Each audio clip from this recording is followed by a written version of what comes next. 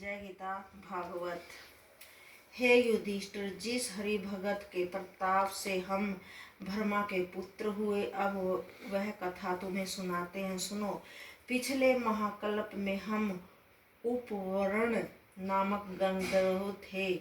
हमें संगीत का अच्छा ज्ञान था तथा सुंदर भी खूब थे, इसलिए हमें अनेक स्त्रियां चाहती थी। हम भी उनके साथ भोग विलास किया करते थे। एक समय हम विश्वसज नामक देवता की सभा में गा रहे थे। वहीं अगीरा ऋषि के कुरूप को देखकर हमें हंसी आ गई। इस अपराध के कारण उस देवता ने हमें यह श्राप दे दिया कि तू शूद्र का जन्म प्राप्त कर। उस श्राप को पाकर हम दूसरे जन्म में एक ब्राह्मण की दासी के गर्भ से उत्पन्न हुए। वहाँ सत्संग तथा हरि भक्ति के प्रताप से हमें फिर से नारद का पद प्राप्त हो गया। हे युधिष्ठिर, तुम बड़े भाग्यशाली हो कि जिन परम ब्रह्मा प्रभु श्री कृष्ण चंद्र जी का नाम लेने तथा स्मरण करने से मनुष्य कृतार्थ होकर मुक्ति पद को प्राप्त करता है, वे दिन रात तुम्हें अपने से बड़ा मानकर तुम्हारे सम्मुख खड़े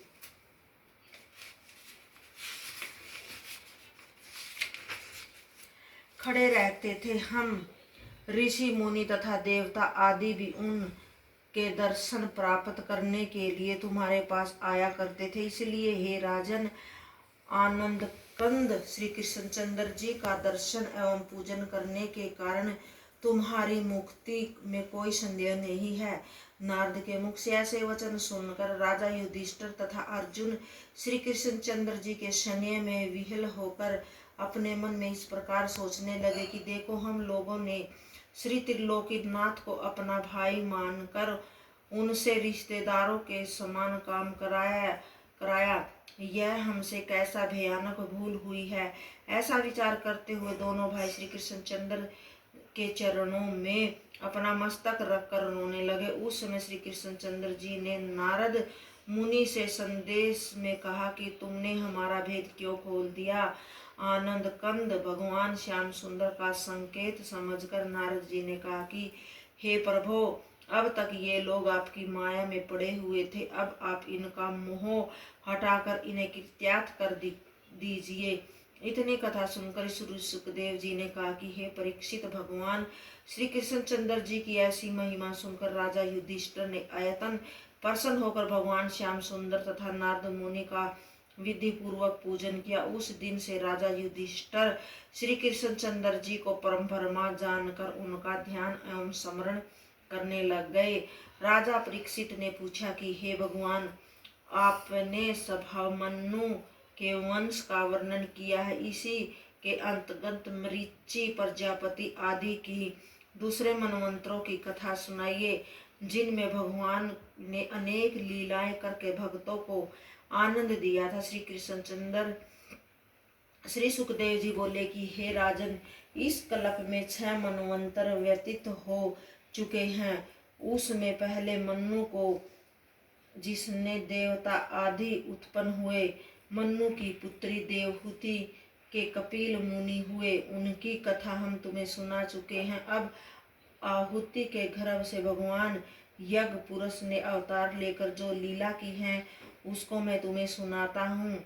हे राजा परीक्षित, समस्त भोगों से विरक्त होकर मनु शत्रुपा के साथ तपस्या करने के लिए सुनंदा नदी के तट पर चले गए। वहां पर एक पैर से खड़े होकर 100 वर्ष तक तपस्या करते रहे। मुनि जी भगवान की स्तुति नृत्य प्रति इस प्रकार करते थे।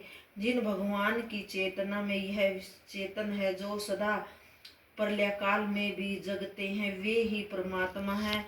जिनमें यह विश्व ओतप्रोत हो रहा है, उन भगवान की प्राप्ति के लिए इस जगत के भोगों की तृष्णा को त्याग देना चाहिए।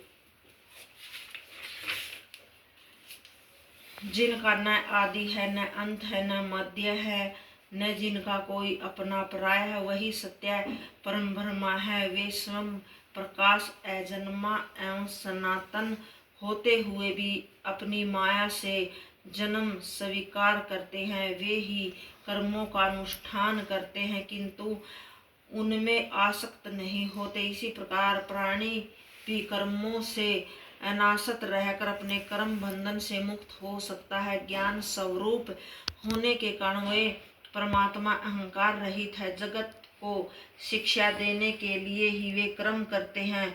मैं उन्हें नमस्कार करता हूँ। जय गीता भागवत।